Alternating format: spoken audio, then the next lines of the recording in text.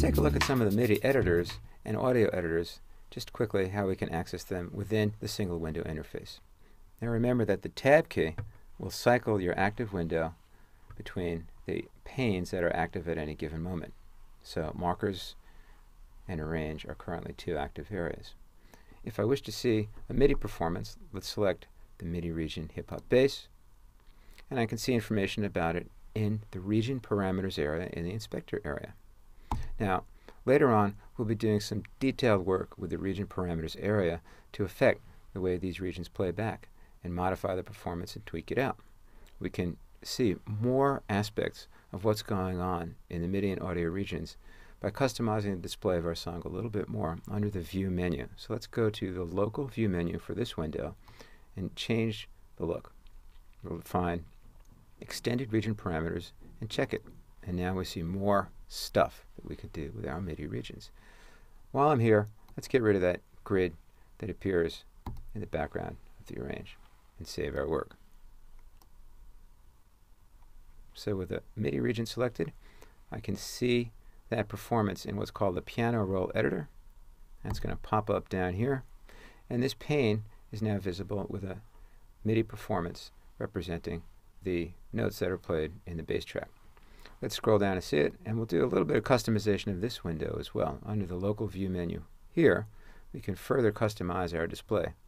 I happen to like the bright background in the piano roll editor, and there's a function called Auto Zoom, which will automatically fit the notes within a MIDI region into the display area horizontally when I close and open up that editor. Okay, I can scroll horizontally and vertically with my mouse. I can zoom with my key commands or the zoom sliders. If I want to see the same MIDI performance in a notation view, I'll select Score. I'll scroll up in the arrange to see the region that's currently selected. And down here, I see the contents of that region displayed in standard MIDI notation. I'm going to make one quick change to this view, and then we'll come back to this a little bit later.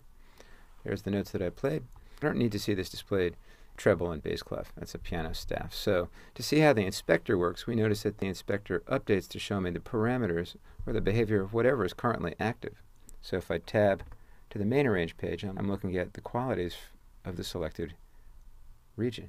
If I tab to the notation window, I have parameters for the notation view. And I'm just going to go here in the notation inspector and select a different style for displaying the notation. How about a treble clef but transposed down an octave? So we've looked at two MIDI editors here. We also have audio editors that are available. So if I select in the main arrange area an audio region, I can view it in the sample editor down here with its own zoom controls. And finally, in this area, we can pop up and view a mixer, never having to leave the single pane interface that we have in the new Logic 8 Arrange window.